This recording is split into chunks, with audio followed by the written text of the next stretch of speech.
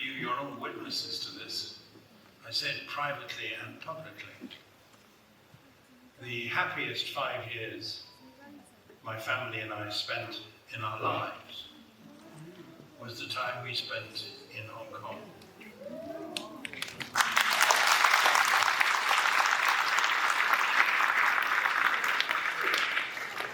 It was particularly happy for us because of the number of friends that we made there.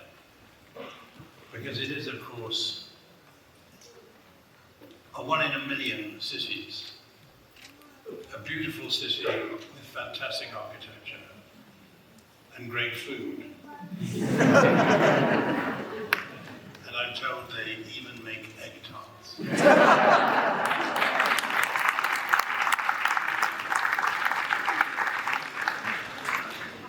our dogs were very happy there too. And if our present Norfolk Terrier was here, he could give some encouragement to the dog that made a contribution just now to our discussions. To be serious just for a moment, I think the reason perhaps why Hong Kong was most important to me. It was fantastic being as it were, the mayor of one of the greatest cities in Asia, one of the greatest cities in the world. But it was also a place which brought together, in practical terms, two things which I'd always believed, but hadn't had to be part of. And that is the belief that the best sort of societies, the happiest sort of communities, are ones that bring together economic freedom and political freedom. And he agrees.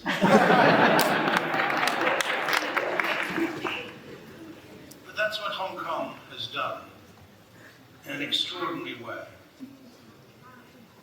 providing over the last years a sort of infrastructure, sort of bamboo, which people could climb up of soft power and hard power, and often arriving with nothing, could make good lives for themselves, and by all doing that, turn Hong Kong into a spectacular success story.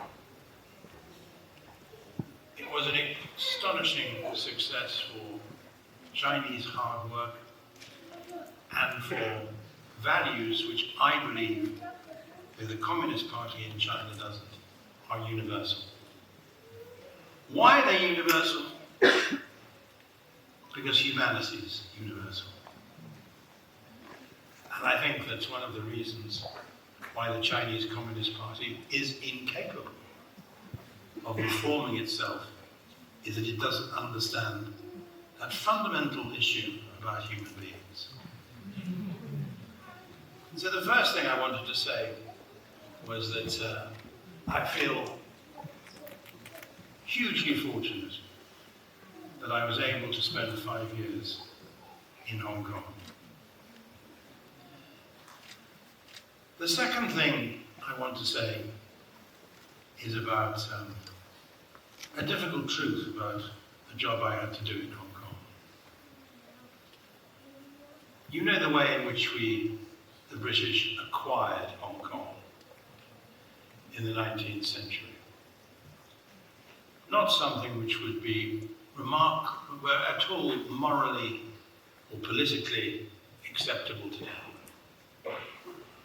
Acquired because, like other imperial powers, Britain took great chunks out of the declining Qing dynasty's empire.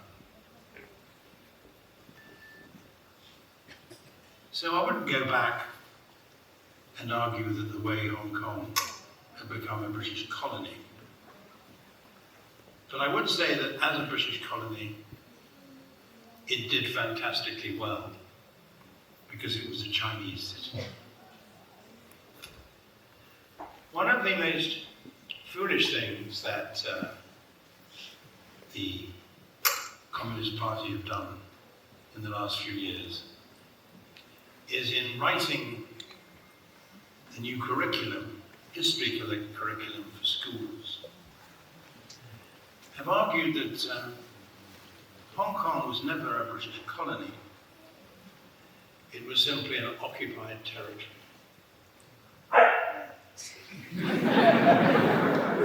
He's in good voice. And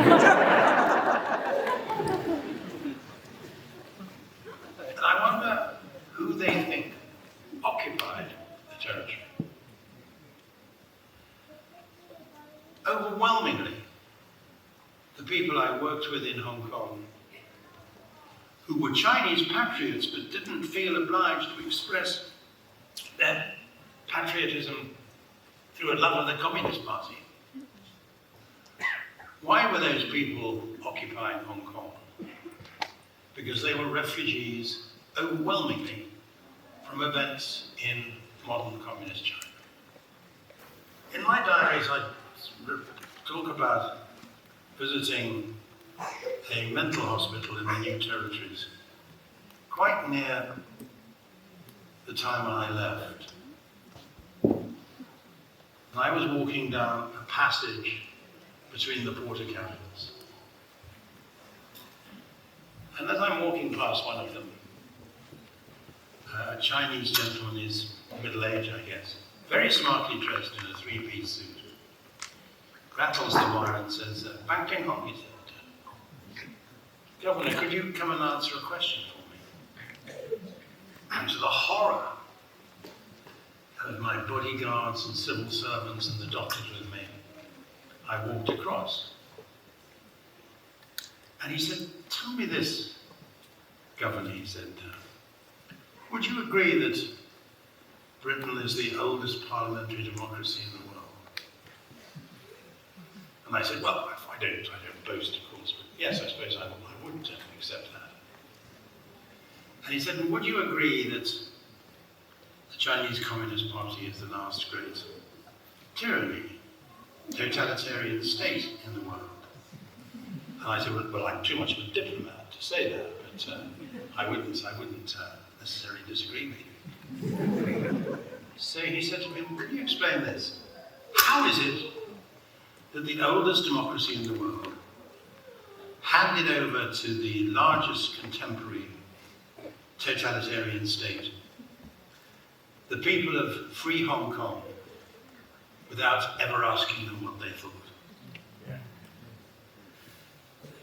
And I said to my officials, my private secretaries, my political secretary, one of whose cousins is here today, I said, "It's an extraordinary paradox that the man with the sanest question in Hong Kong is in a mental hospital." What surprises me about their determination to enact new legislation, Article 23, is why they need to do it. They're in a situation, they've put themselves in a situation at the moment where they can lock you up for scratching your nose. So what is it exactly that they need in addition? Take the one question or the one individual case I mentioned just now, of Thai. He's been in prison for 1,000 days without trial. He'll have a trial without a jury. He'll have a trial without being able to choose his own legal defense team. So what more do they need? Is there still a free press in Hong Kong? Well, there are some remnants of a free press, but there isn't a free press in the way we knew in the past. 追新聞 YouTube 會籍開咗啦，歡迎加入會員撐起追新聞，多謝大家支持。